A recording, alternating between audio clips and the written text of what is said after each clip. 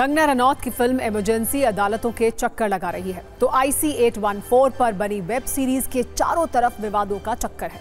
IC 814 में आतंकवादियों के कोड नेम भोला और शंकर वाले विवाद के बाद अब बहस इस बात पर है कि क्या अटल बिहारी वाजपेयी की अगुवाई वाली सरकार कमजोर थी।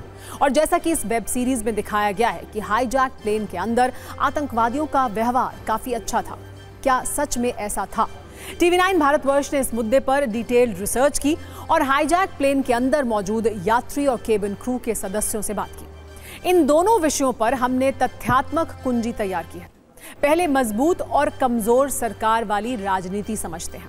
कांग्रेस प्रवक्ता सुप्रिया श्रीनेत ने कहा है कि कांग्रेस सरकार ने आतंकी पकड़े थे और बीजेपी सरकार ने आतंकियों को रिहा किया।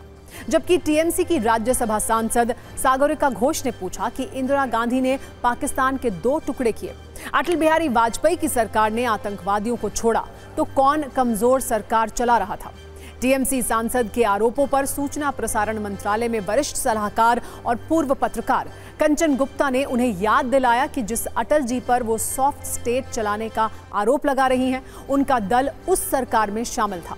ममता बनर्जी खुद रेल मंत्री थी और उन्होंने खुद कैबिनेट की बैठक में जोरदार तरीके से आतंकियों को छोड़ने की मांग की थी। कंचन गुप्ता उस समय पीएम दफ्तर में OSD थे। अब इस खबर के दूसरे हिस्से की तरफ बढ़ते हैं, जिसमें इस बात पर विवाद है कि फिल्म में विमान के अंदर आतंकवादियों का व्यवहार अच्छा था या बुरा। इस हाईजैक के मास्टरमाइंड पाकिस्तान की खुफिया एजेंसी ISI के रोल को क्या नजरअंदाज किया गया है? फिल्म में घटनाओं को जोड़ तोड़ कर क्या दिखाया गया है, या वेब सीरीज सच पर आधारित है? इस मुद्दे पर अलग अलग लोगों के अलग अलग पक्ष हैं। इसीलिए हमने इस मामले में 3 लोगों से बात की, जिसमें 2 तो चश्मदीद हैं। इसमें पहला नाम है पूजा कटारिया का, ये IC 814 में यात्रा कर रही थी। दूसरे हैं अनिल शर्मा, जो IC 814 के चीफ केबिन क्रू थे। और तीसरे हैं उस समय जम्मू में DG रहे SP वैद।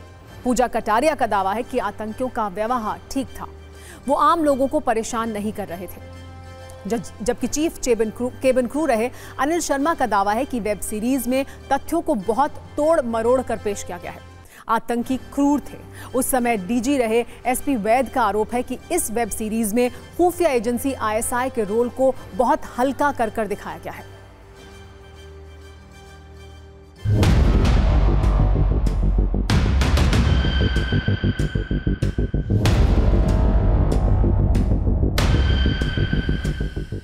ये उनके नामों के लिए कंट्रोवर्सी हो रही है।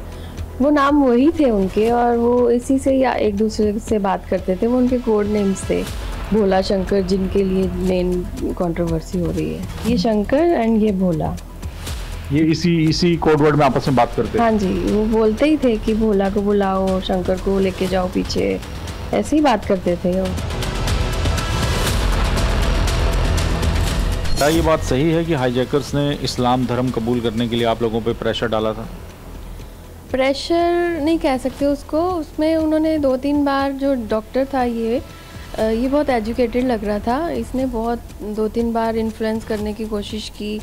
काफ़ी 1-1 घंटे की स्पीच दी कि इस्लाम धर्म अच्छा है, इसको अपनाना चाहिए। इन्फ्लुएंस किया और हो भी जाते इन्फ्लुएंस अगर टाइम ऐसा होता तो।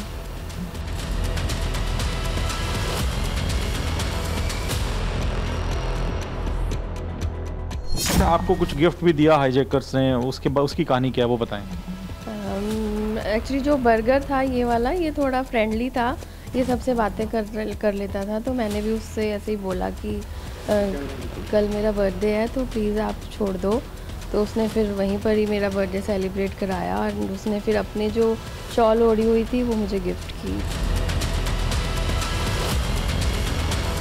जहाँ आपको सच्चाई से वो जोड़ना था, कनेक्शन आपने जोड़ दिया, फुटेज दिखा दी, ये कर दिया, कैप्टन का नाम ज़रा सा बदला, बाकी सब पे बदल दिया।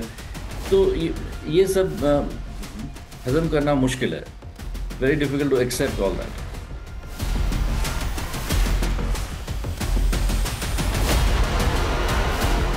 उनका जो एक्चुअल इंसिडेंट्स हुए थे उनसे कोई दूर दूर तक कोई नाता नहीं है।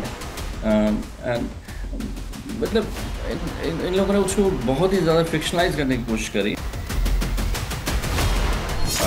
जो ISI और पाकिस्तान का उसमें रोल था ये सारा कुछ करवाने में, उसको किस तरह प्रोमिनेंटली नहीं दिखाया, छुपाने की कोशिश, उसको बाश आउट करने की, उनको क्लीन चिट देने की कोशिश की गई है। और जो हाईजैकर थे उनके असली नाम छुपाए गए। अफसोस की बात है कि आप दुनिया को मिसलीड कर रहे हैं